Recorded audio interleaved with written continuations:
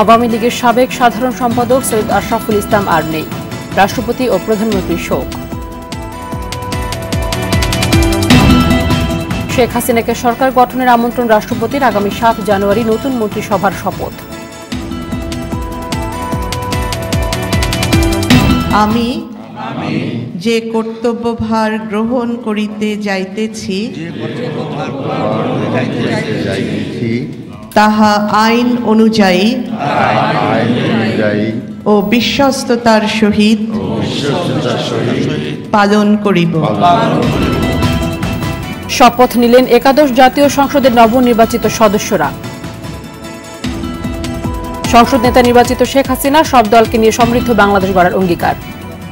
এবং শপথ নেবেন না ঐক্যফ্রন্টের সংসদ সদস্যরা, পুনরায় নির্বাচনের দাবিতে ইসিতে স্মারকলিপি। নির্বাচন ফলাফল প্রত্যাখ্যান করেছি এবং অনতিবিলম্বে নির্বাচন বাতিল করে নিরপেক্ষ সরকারের অধীনে জাতীয় সংসদ নির্বাচন অনুষ্ঠানের জোর দাবি জানাচ্ছি। সরকার ও বিরোধী দলের দ্বৈত ভূমিকায় থাকবে জাতীয় পার্টি।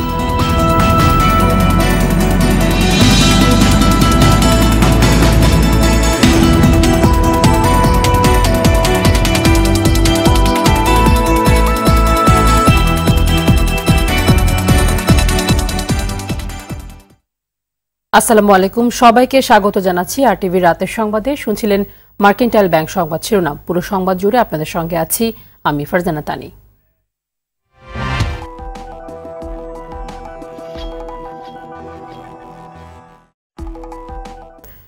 সংবাদ শুরু করছি একটি শোক সংবাদ দিয়ে। বাংলাদেশ আওয়ামী লীগের সাবেক সাধারণ সম্পাদক, বর্তমান প্রেসিডিয়াম সদস্য ও জনপ্রশাসন মন্ত্রী সৈয়দ আশরাফুল ইসলাম আর নেই। ইন্না লিল্লাহি ওয়া ইন্না ইলাইহি রাজিউন। ব্যাংককের হাসপাতালে চিকিৎসাধীন অবস্থায় মারা যান তিনি। প্রধানমন্ত্রীর কার্যালয় থেকে বৃহস্পতিবার রাতে এই খবর নিশ্চিত করা হয়েছে। রাষ্ট্রপতি আব্দুল হামিদ ও প্রধানমন্ত্রী ও আওয়ামী লীগ সভাপতি শেখ হাসিনা আশরাফুল ইসলামের মৃত্যুতে গভীর শোক ও দুঃখ প্রকাশ করেছেন।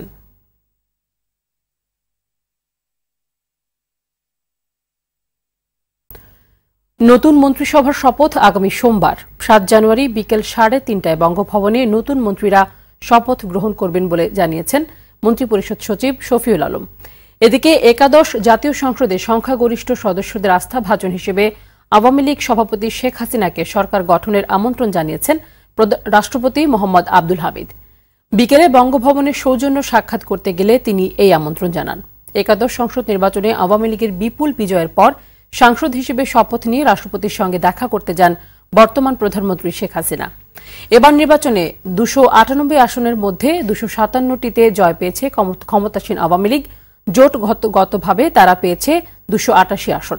এই বিপুল বিজয়ে টানা তৃতীয়বারের মতো সরকার গঠন করতে যাচ্ছে আওয়ামী লীগ নেতৃত্বাধীন মহাজোট।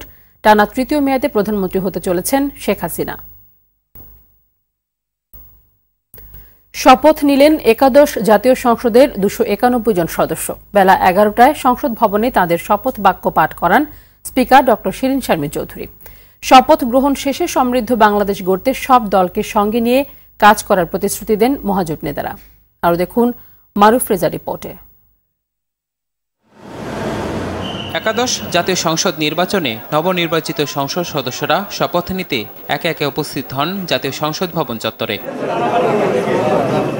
নির্ধারিত সময়ে সংসদ ভবনের শপথ কক্ষে শুরুতে স্পিকার ড. শিরীন শারমিন চৌধুরী সংসদ সদস্য হিসেবে শপথ নেন। চিত্তে শপথ। পরে তিনি শপথ পড়ান আওয়ামী লীগের সভাপতি শেখ হাসিনা সহ দলটির বাকি সদস্যদের।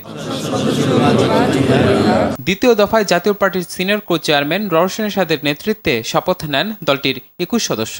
অসুস্থ থাকায় শপথ নেননি দলের চেয়ারম্যান এইচ.এম. এরশাদ। এরপর একে একে শপথ নেন মহাজোটের অন্যান্য শরিক দলসহ স্বতন্ত্র থেকে নবনির্বাচিত নেতারা। তবে শপথ নেননি বিএনপির 5 ও গণফোরামের 2 নির্বাচিত প্রতিনিধি। এদিকে শপথ শেষে নিজেদের প্রত্যাশার কথা জানান মহাজোটের নেতারা। 2021 সাল আমাদের স্বাধীনতার সুবর্ণ জয়ন্তী 50 বছর পূর্তি। আমরা জাতির জনকের জন্ম শতবার্ষিকী এবং স্বাধীনতার 50 বছর পূর্তি প্রধানমন্ত্রী শেখ হাসিনার নেতৃত্বে আমরা উদযাপন করব। নির্বাচনে যে কমিটমেন্ট, ইশতেহারের যে প্রতিশ্রুতি বাস্তবায়নে সবাইকে ঐক্যবদ্ধভাবে কাজ করতে হবে। মন্ত্রিসভার গঠনে দলের সভাপতির সিদ্ধান্ত চূড়ান্ত বলেও জানান তারা। আমাদের মহাজোটের সরকার গঠনের সম্পূর্ণ দায়িত্ব মাননীয় শেখ হাসিনার উপরে রয়েছে। উনার বিবেচনা মতে উনি ওনার মন্ত্রী পরিষদ গঠন করবেন এবং তার প্রতি আমাদের অকুণ্ঠ সমর্থন থাকবে। জাতীয় পার্টি তো বিরোধী দল হিসেবে আমার মনে করি যে ওই পর্যায়েই তারা থাকবে, কারণ সরকার গঠনে তো তাদের আসার দরকার নেই, কারণ তারাই বিরোধী দল হচ্ছে। আগামীর পথ চলায় সব দলকে সঙ্গে নিয়ে এগিয়ে যাওয়ার প্রত্যয় ছিল তাদের সবার কণ্ঠে। বাংলাদেশকে সমৃদ্ধির অগ্রযাত্রায় নিয়ে যাওয়ার প্রত্যয়ে টানা তৃতীয়বারের মতো সরকার গঠন করল আওয়ামী লীগ। আগামী 5 বছরে তার কতটুকু বাস্তবায়ন করে দলটি সেটি নিশ্চয় সময় সাপেক্ষ ব্যাপার। তবে অতীতের প্রতিশ্রুতি বাস্তবায়নের ধারাবাহিকতা টিকে থাকবে আগামীতেও, এমন প্রত্যাশা সব মানুষের। পরে আওয়ামী লীগের সংসদীয় দলের সভায় সবার সম্মতিতে দলের সভাপতি ও প্রধানমন্ত্রী শেখ হাসিনাকে টানা তৃতীয়বারের মতো জাতীয় সংসদ নেতা হিসেবে নির্বাচন করে দলের সদস্যরা। মারুফ রেজা, RTV, ঢাকা। উন্নয়ন কাজের ধারাবাহিকতা ধরে রাখার পাশাপাশি সন্ত্রাস ও মাদকমুক্ত এলাকা গড়ার প্রত্যয় জানিয়েছেন নতুন সংসদ সদস্যরা। সকালে জাতীয় সংসদ ভবনে শপথ নিয়ে সাংবাদিকদের এসব কথা জানান তারা। বিপুল জনসমর্থনের বাড়তি চাপ নিয়েই জনগণের উন্নয়নে কাজ করার অঙ্গীকার করলেন নবনির্বাচিত সংসদ সদস্যরা। আরও দেখুন রুহুল আমিন তুহিনের রিপোর্টে। বৃহস্পতিবার সকাল থেকে একে একে নির্বাচিত জনপ্রতিনিধিরা আসতে শুরু করেন জাতীয় সংসদ ভবনে। শপথের পর গণমাধ্যমের মুখোমুখি হন অনেকে। প্রতিশ্রুতি দেন সন্ত্রাস ও মাদকমুক্ত সমাজ গঠনের। চলমান উন্নয়ন কাজ শেষ করে উন্নত দেশের পথে এগিয়ে যাওয়ার কথা বলেন কেউ কেউ। মানুষের প্রত্যাশা গণতন্ত্রকে অর্থবহ করা, এলাকার উন্নয়ন এবং মুক্তিযুদ্ধের চেতনাকে সমুন্নত রাখা। নির্বাচনী ইস্তেহার নারীদের বিষয়টিকে গুরুত্বের সাথে তুলে ধরা হয়েছে। এই বিষয়গুলোতে বিশেষ অবদান এবার রাখা হবে বলে আমরা মনে করি। জনগণ যে রায় দিয়েছে সেই রায় অনুযায়ী আমরা বাস্তবায়ন করতে যাব আগামী 5 বছর। মানুষকে সেবা দেওয়াই হলো রাজনীতির লক্ষ্য। আমরা সেই অভিষ্ট লক্ষ্যে নিঃসন্দেহে পৌঁছব ইনশাল্লাহ। আমার বিগত দিনের আমার যে অভিজ্ঞতা, আমার যে কাজের ধরন, এখানে আমি চেষ্টা করব এখানে যাতে আমার আগের অভিজ্ঞতাগুলো এখানে কাজে লাগানো যায়। নোয়াখালী 2 আসন থেকে নির্বাচিত সংসদ সদস্য আলহাজ মোর্শেদ আলম বললেন, তিনি সবসময় জনগণের জন্য কাজ করে গেছেন, ভবিষ্যতেও করবেন। মাননীয় প্রধানমন্ত্রী শেখ হাসিনার উন্নয়ন, এটা জনগণের কাছে এগুলি পৌঁছাই দিতে হবে। মানে মোটামুটি এই দেশের এবং এলাকার উন্নয়ন করতে হবে আমাকে। অসমাপ্ত কাজগুলি এবার আমি সমাপ্ত করব আশা করি। এক ঝাঁক নতুন ও জনপ্রিয় প্রার্থী ছিল মহাজোটের নির্বাচনের চমক। নির্বাচিত হওয়ার পর জনগণের ভালোবাসার প্রতিদান দেওয়ার প্রতিশ্রুতি দিলেন তারা। জনগণকে আমি কথা দিয়েছি যে মাদারীপুর 3 আসনে যে উন্নয়ন অগ্রযাত্রা অব্যাহত যেভাবে রয়েছে, আমি চেষ্টা করবো উন্নয়ন অগ্রযাত্রা অব্যাহত রাখতে। আমরা এই যে ওনার যে ম্যানিফেস্টোগুলো আছে সেইগুলো বাস্তবায়নের জন্য আপনাদের সর্বশক্তি দিয়ে আমরা কাজ করে যাব। মুক্তিযুদ্ধের চেতনা আবার বাংলাদেশে ফিরে আসছে আল্লাহর রহমতে। আমরা আজকে যারা নতুন আসছি, আমরা চাই এই নতুন প্রজন্ম, আমরা সকলকে নিয়েই দেশ গড়তে চাই। খুলনার জন্য আমরা যেমন হলো মাদক, ভূমিদস্যু, এই জঙ্গিবাদ, এইগুলোর ব্যাপারে আমি জিরো টলারেন্সের আগেই ডিক্লেয়ার করেছি। বিপুল ম্যান্ডেট নিয়ে নির্বাচিত আওয়ামী লীগের সংসদ সদস্যরা সমৃদ্ধির আগামী গড়তে ঘোষিত ইশতেহার বাস্তবায়নে কতটা সফল হবেন সময়ই তা বলে দেবে। রুহুল আমিন তুহিন, RTV, ঢাকা। ধ্বংসাত্মক রাজনীতি পরিহার করে বিএনপি বিজয়ী প্রার্থীদের সংসদে যোগ দেওয়ার আহ্বান জানিয়েছে আওয়ামী লীগ নেতৃত্বাধীন 14 দল। জাতীয় সংসদে শপথের পর দুপুরে ধানমন্ডিতে বঙ্গবন্ধু প্রতিকৃতিতে শ্রদ্ধা জানান 14 দলের নেতারা। পরে জোটের সমন্বয়ক মোহাম্মদ নাসিম বলেন, সন্ত্রাস ও জঙ্গিবাদ মুক্ত দেশ গড়তে জনগণ মহাজোটকে ম্যান্ডেট দিয়েছে। একটি গণতান্ত্রিক যে কোনো জোট বা দল প্রতিবাদ করতে পারে, যে কোনো বিষয়ে প্রতিবাদ করতে পারে, এটা আমরা ইতিবাচকভাবে দেখি। তারা যদি গিয়ে থাকে ভালো, তারা সংসদে শপথ গ্রহণ করবে এবং সংসদের ভূমিকা রাখবে। যত ছোটো সংখ্যায় হোক না কেন, সংসদের ভূমিকা রাখবে। জনগণের ম্যান্ডেট যারা পেয়েছে, সেই জনগণের সরকার তো প্রতিষ্ঠিত হয়েছে আজ থেকে, তাই না? সেখানে সংসদ প্রতিষ্ঠিত, সেই জন্য মনে করি তারা ইতিবাচক ভূমিকা রাখবে। কারণ ধ্বংসাত্মক নৈরাজ্যমূলক কাজ তারা করবে না। একাদশ জাতীয় সংসদে যোগ দিচ্ছে না বিএনপি ও জাতীয় ঐক্যফ্রন্ট। দুপুরে গুলশানে বিএনপি চেয়ারপারসনের রাজনৈতিক কার্যালয়ে বৈঠকে এই সিদ্ধান্ত হয়। এ সময় বিএনপি মহাসচিব বলেন, নির্বাচনের নামে প্রতারণা ও প্রহসন করা হয়েছে। পরে পুনর্নির্বাচনের দাবিতে নির্বাচন কমিশনে স্মারকলিপি দেন ঐক্যফ্রন্টের প্রতিনিধিরা। আরও দেখুন সোহেল রানার রিপোর্টে। নির্বাচনে পরাজয়ের পর বিএনপি ও ঐক্যফ্রন্টের ৩০০ আসনের প্রার্থীদের নিয়ে বৈঠকে বসেন দলের সিনিয়র নেতারা। এতে নির্বাচনের নানা অনিয়ম, ভোট কারচুপি, নেতাকর্মীদের উপর হামলা সহ বিভিন্ন বিষয় তুলে ধরেন ঐক্যফ্রন্টের প্রার্থীরা। গোটা বাংলাদেশে যে আমরা যারা প্রার্থী ছিলাম তাদের কাছ থেকে নিজ নিজ এলাকার চিত্র তুলে ধরার জন্যই আমাদেরকে ডেকেছেন। যারা এই দেশের মালিক তারা সেই রাত্রে মালিক ছিল না, তারা প্রজাতে রূপান্তরিত হয়েছিল এবং কর্মচারীরা সেদিন মালিকে রূপান্তরিত হয়েছিল। আমরা জনগণকে সাথে নিয়ে নির্বাচনে গিয়েছিলাম, এখন এটাকে প্রতিহত হোক এটাও আমরা জনগণের সাথে নিয়ে করব। পরে বিএনপি মহাসচিব মির্জা ফখরুল ইসলাম আলমগীর বলেন, নির্বাচনের ফলাফল প্রত্যাখ্যান করায় ঐক্যফ্রন্টের নির্বাচিতরা শপথ নিচ্ছেন না। তিনি নতুন করে নির্বাচনের দাবি জানান। একাদশ জাতীয় সংসদ নির্বাচনের নামে যে নিষ্ঠুর প্রতারণা জনগণের সঙ্গে করা হয়েছে, প্রহসন করা হয়েছে, আমরা ইতিমধ্যেই সেই নির্বাচনের ফলাফলকে প্রত্যাখ্যান করেছি। আমরা শপথ নিচ্ছি না। পরে দুপুরে নির্বাচন কমিশনে স্মারকলিপি দেন ঐক্যফ্রন্টের প্রতিনিধিরা। নির্বাচনের আগের রাতে আইন শৃঙ্খলা বাহিনী ভোট গ্রহণ কর্মকর্তার সহায়তায় আওয়ামী কর্মী সন্ত্রাসী বাহিনী 30 থেকে 60% ভোট কেটে ব্যালট বাক্সে ভর্তি করা হয়। এই জন্যই আমরা এই নির্বাচন ফলাফল প্রত্যাখ্যান করেছি এবং অনতিবিলম্বে নির্বাচন বাতিল করে নিরপেক্ষ সরকারের অধীনে জাতীয় সংসদ নির্বাচন অনুষ্ঠানের জোর দাবি জানাচ্ছি। প্রত্যেক প্রার্থী তার নিজ নিজ এলাকার নির্বাচনের অনিয়ম তুলে ধরে নির্বাচনী ট্রাইব্যুনালে মামলা করবেন বলেও জানান ঐক্যফ্রন্ট নেতারা। জাতিকে অন্ধকারের দিকে পুরোপুরি নিয়ে যাওয়া হয়েছে। সোহেল রানা, আরটিভি, ঢাকা। এদিকে শপথ নেয়ার পর জাতীয় পার্টির কো চেয়ারম্যান জিএম কাদের জানান, সিদ্ধান্ত অনুযায়ী তারা মহাজোট সরকারে থাকবেন। যদিও মহাসচিব মশিউর রহমান রাঙা বলছেন, সংসদে দলের ভূমিকা কি হবে সে সিদ্ধান্ত নেবে মহাজোট। তবে জাতীয় পার্টির সংসদীয় দলের নেতা কে হবেন তা এখনও ঠিক হয়নি, জানাচ্ছেন নাজিব ফরাইজি। সংসদ সদস্য নির্বাচিত হইয়া সংখ্যাগরিষ্ঠ দল আওয়ামী লীগের পর জাতীয় পার্টির 21 জন সদস্য শপথ নেন। অসুস্থ থাকায় দলের চেয়ারম্যান হুসাইন মোহাম্মদ এরশাদ আসতে পারেননি। পরে সংসদ ভবনে দলের senior co chairman Rowshan Ershad ও কো চেয়ারম্যান জিএম কাদেরের নেতৃত্বে নতুন সংসদ সদস্যরা বৈঠক করেন। সংসদীয় পার্টির নেতা কে হবেন সেটা সংসদীয় দলের মিটিংয়ে সিদ্ধান্ত হবে। যার উপরে সর্ববৃহৎ আস্থা, সংখ্যাগরিষ্ঠ আস্থা যে পাবে সেই হবেন। সেটা আমরা পরে জানাবো। জাতীয় পার্টির কো চেয়ারম্যান সরকারে থাকার আভাস দিলেও মহাসচিব সিদ্ধান্ত চূড়ান্ত না হওয়ার কথা জানান। জাতীয় পার্টি মহাজোটে নির্বাচন করেছে, উদ্দেশ্য ছিল নির্বাচন এবং সরকার গঠনেই মহাজোট কাজ করবে একসঙ্গে। আমরা সরকারের সঙ্গে বা আওয়ামী লীগের সঙ্গে তখনও ছিলাম নির্বাচনে, সরকার গঠনেও আমরা সেখানেই থাকবো, সেইভাবেই আমাদের সিদ্ধান্ত হয়েছে। দেশের জনগণ চায় না যে বিরোধী দল গভর্নমেন্টে থাকুক, সে কারণে যে 8 জন বা 9 জন দিয়ে তার বিরোধী দল হয় না। আমরা মহাজোটের সঙ্গেই ছিলাম। 288 আসন কিন্তু 300-র মধ্যে 288 আসনে কিন্তু মানুষ ভোট দিয়েছে আপনার মহাজোটের পক্ষেই। সুতরাং আপনাকে ধরে নিতে হবে যে মানুষ বড় ধরনের কোনো বিরোধী দল বর্তমান চায় না, তারা সরকারের উপর সন্তুষ্ট। 10ম জাতীয় সংসদ নির্বাচনে বিএনপি না আসায় সরকারের পাশাপাশি বিরোধী দলেরও ভূমিকায় ছিল জাতীয় পার্টি। পরিবর্তিত প্রেক্ষাপটে একাদশ জাতীয় সংসদে দলটি কি ভূমিকা নেবে স্পষ্টভাবে তা জানতে অপেক্ষা করতে হবে আরও কিছু সময়।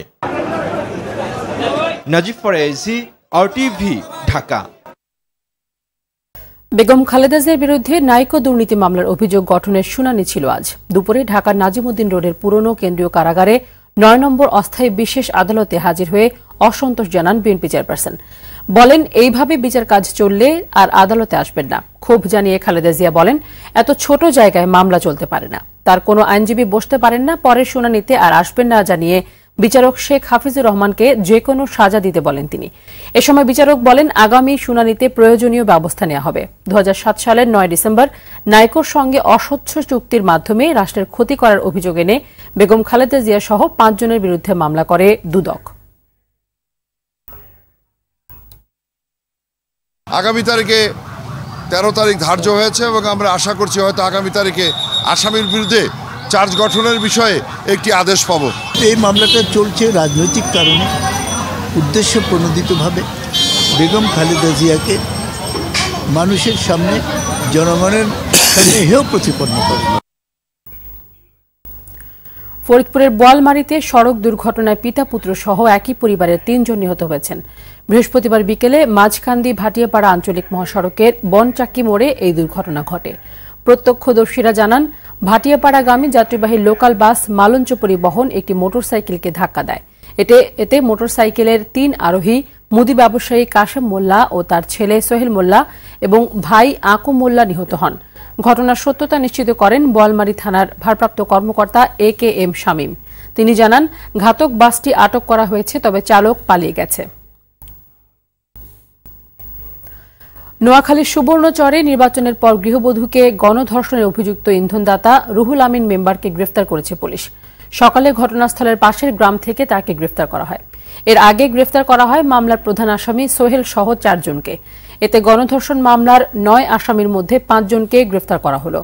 ভিকটিমের শরীরে ধর্ষণের আলামত মিলেছে বলে জানিয়েছেন চিকিৎসক। এই সংক্রান্ত প্রতিবেদন বিকেলে পুলিশ সুপারের কাছে পাঠানো হয়েছে।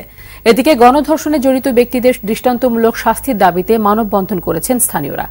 এতে বিভিন্ন শ্রেণী পেশার মানুষ অংশ নেন। দিন দিন সংঘাতময় হয়ে উঠছে পাহাড়ের রাজনীতি। 3 পার্বত্য জেলার গত বছর খুনোখুনিতে প্রাণ গেছে 42 জনের। এর মধ্যে সবচেয়ে বেশি হত্যার ঘটনা খাগড়াছড়িতে, যেখানে মারা গেছে 23 জন। রক্তক্ষয়ী এই সংঘাত বন্ধে আহ্বান জানিয়েছেন স্থানীয়রা। খাগড়াছড়ির প্রতিনিধি রিপোর্ট জানাচ্ছেন সুরাইয়া মুন্নি। খুন, অপহরণ, গোলাগুলি যেন পার্বত্য অঞ্চলের নিত্যদিনের ঘটনা। আধিপত্য বিস্তার, আভ্যন্তরীণ কোন্দল, চাঁদাবাজি সহ নানা কারণে প্রতিদিন ঘটছে রক্তক্ষয়ী সংঘাত। 2018 সালে 3 পার্বত্য এলাকায় 42 জন নিহত হয়েছেন। এর মধ্যে ইউপিডিএফ প্রসিদ গ্রুপের 19 জন, JSS-MN লার্মা গ্রুপের 10 জন, ইউপিডিএফ গণতান্ত্রিকের 5 জন এবং 8 জন সাধারণ মানুষ। হত্যাকাণ্ডগুলোর পৃথক ঘটনায় গুলিবিদ্ধ হন কমপক্ষে 5 জন। অন্যদিকে 4 ঘটনায় অপহরণের শিকার হন 10 জন। এর মধ্যে বেশ কয়েকজন ইতিমধ্যে মুক্তি পেলেও মাটিরাঙ্গার আলোচিত 3 ব্যবসায়ী সহ বেশ কয়েকজন এখনও নিখোঁজ রয়েছেন। হানাহানিটা চায় না, এই মারামারিতে চায় না, যাতে আরো কারো মায়ের বুক খালি না হয়। অদূর ভবিষ্যতে এইটা যদি চলতে থাকে, এখানকার কেউ নিরাপদ নয়। অন্তরে রক্তকে যে মাতৃঘাতী সংঘাত তাদের মধ্যে চলছে, এটার একটা সমাধান আসবে বলে আমি আশা। এদিকে ভাতৃঘাতী সংঘাতে নিজেদের সংশ্লিষ্টতার কথা অস্বীকার করে আত্মরক্ষার জন্য প্রতিরোধ করছে বলে দাবি ইউপিডিএফ গণতান্ত্রিক শীর্ষ নেতার। ইউপিডিএফ তার অস্তিত্ব বজায় রাখার জন্য, তাদের ছাতুরি বজায় রাখার জন্য তারা আমাদের উপর এবং এখানকার MLR সদস্যদের উপর তারা আক্রমণ করে যাচ্ছে। আমার কর্মীরা বাঁচার জন্য এবং MLR তারাও তাদের কর্মীদেরকে বাঁচার জন্য তারা কিন্তু প্রতিরোধ করে যাচ্ছে। তবে যে সংগঠনের বিরুদ্ধে অভিযোগ, সেই প্রসিদ্ধ খিসার ইউপিডিএফ বলছে সাংগঠনিকভাবে এই সংঘাত পছন্দ না করলেও তারা পরিস্থিতির শিকার। আমাদের উপরে হামলা হচ্ছে, এগুলো খুবই অনাকাঙ্ক্ষিত। আমি ব্যক্তিগতভাবে, আমার পার্টিগতভাবে, আমরা যারা দায়িত্বে আছি, আমরা এগুলো একেবারেই আমরা এগুলো পছন্দ করি না, কিন্তু আমরা অবস্থার শিকার নানাভাবে। তবে হত্যা বন্ধে প্রশাসনের কোনো গাফিলতি নেই বলে দাবি করেন এই 2 কর্মকর্তা। এখানে বিভিন্ন গোষ্ঠী বা বিভিন্ন সংগঠন এগুলো আছে, সেগুলোর মধ্যে এগুলো হয়ে থাকে। এগুলো তো প্রশাসনের সাথে হচ্ছে না, হচ্ছে তাদের অভ্যন্তরীণ কোন্দলের পরিপ্রেক্ষিতে। আমরা কিন্তু অনেক আসামি ইতিমধ্যে গ্রেফতার করেছি। বিচ্ছিন্ন ঘটনা, তাদের আভ্যন্তরীণ কোন্দলে কিছু ঘটনা ঘটে গেছে। এদিকে সংঘাত বন্ধ করে সম্প্রীতির আহ্বান জানিয়েছেন পার্বত্য জেলা পরিষদ চেয়ারম্যান। আমরা ভুল বোঝাবুঝি থেকে উত্তরণ হয়ে আমরা শান্তি আনয়ন করি এবং এখানে সম্প্রীতির বন্ধনে আবদ্ধ হয়ে আমরা এই জেলাটাকে তথা এই দেশটাকে এগিয়ে নিয়ে জনগণের সম্মিলিত উদ্যোগে হানাহানি বন্ধ হবে বলে আশা স্থানীয় সংসদ সদস্যের। এটা নিরসনের জন্য, এটা অতি দ্রুত শেষ করবার জন্য সকল মহল, প্রশাসন থেকে শুরু করে জনপ্রতিনিধি কাজ করছে। আশা করি এটাও হয়তো বেশি দিন হয়তো থাকবে না। আগামীতে সংঘাত ও হানাহানি বন্ধ করে শান্তি ও সম্প্রীতির নগর হবে পার্বত্য অঞ্চল, এমনটাই প্রত্যাশা স্থানীয়দের। সুরাইয়া মুন্নি, RTV। সিরাজগঞ্জে 2 আসনের সংসদ সদস্য বাংলাদেশ চিকিৎসা গবেষণা পরিষদের ভাইস চেয়ারম্যান অধ্যাপক ডাক্তার মোহাম্মদ হাবিবে মিল্লাতকে সংবর্ধনা দিয়েছেন চিকিৎসকদের বিভিন্ন সংগঠন। বিকেলে রাজধানীর মহাখালীর BMRC ভবনে এই সংবর্ধনা দেওয়া হয়। বিএমআরসি চেয়ারম্যান ডাক্তার সৈয়দ মুদাসসির আলীর সভাপতিত্বে বিভিন্ন প্রতিষ্ঠানের পরিচালক, অধ্যক্ষ ও স্বাস্থ্য বিভাগের ঊর্ধ্বতন কর্মকর্তা সহ অনেকেই অনুষ্ঠানে উপস্থিত ছিলেন। চট্টগ্রামের রাউজানে স্ট্যান্ডার্ড ব্যাংকের পক্ষ থেকে দুস্থদের মাঝে শীত বস্ত্র বিতরণ করা হয়েছে। বৃহস্পতিবার চট্টগ্রামের রাউজানে পথের হাট শাখায় এই উপলক্ষে আয়োজিত অনুষ্ঠানে প্রধান অতিথি ছিলেন ব্যাংকের ভাইস চেয়ারম্যান ও প্রতিষ্ঠাতা পরিচালক আলহাজ শামসুল আলম। শাখা ব্যবস্থাপক মোহাম্মদ ইমতিয়াজ উদ্দিনের সভাপতিত্বে অন্যান্যের মধ্যে উপস্থিত ছিলেন সহকারী ব্যবস্থাপক মফজল হোসেন ও নোয়াপাড়া ইউনিয়ন পরিষদের চেয়ারম্যান আলহাজ দিদারুল আলম সহ সংশ্লিষ্টরা। বাংলাদেশ প্রিমিয়ার লিগ বিপিএল এ রাজশাহী কিংসের অধিনায়কত্ব করবেন মেহেদী হাসান মিরাজ। বিকেলে হাতিরঝিলের মুক্ত মঞ্চে পররাষ্ট্র প্রতিমন্ত্রী শাহরিয়ার আলম মেহেদী হাসান মিরাজকে অধিনায়ক সহ অধিনায়ক হিসেবে সৌম্য সরকারের নাম ঘোষণা করেন। এবার রাজশাহী কিংস আইকন হিসেবে নিয়েছে মোস্তাফিজুর রহমানকে, ছেড়ে দিয়েছে মুশফিককে। এছাড়া দেশীয় তারকাদের মধ্যে আছেন মুমিনুল হক, আরাফাত সানি, ফজলে রাব্বি। বিদেশি তারকা আছেন পাকিস্তানের মোহাম্মদ হাফিজ, মোহাম্মদ সামি, শ্রীলঙ্কার ইসুরু উদানা, সেকুগে প্রসন্নের মতো ক্রিকেটার। এদিকে সিলেট সিক্সার্সের অধিনায়ক হিসেবে ঘোষণা দেওয়া হয় অস্ট্রেলিয়ার সাবেক অধিনায়ক ডেভিড ওয়ার্নারকে। আগামী 5 জানুয়ারি দুপুর 12:30টায় রংপুর রাইডার্স ও চিটাগং ভাইকিংসের খেলার মধ্য দিয়ে শুরু হবে এবছরের বিপিএল।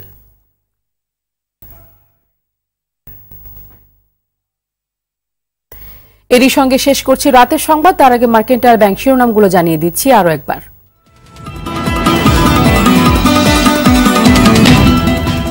আওয়ামী লীগের সাবেক সাধারণ সম্পাদক সৈয়দ আশরাফুল ইসলাম আর নেই, রাষ্ট্রপতি ও প্রধানমন্ত্রীর শোক। শেখ হাসিনাকে সরকার গঠনের আমন্ত্রণ রাষ্ট্রপতির, আগামী 7 জানুয়ারি নতুন মন্ত্রিসভার শপথ।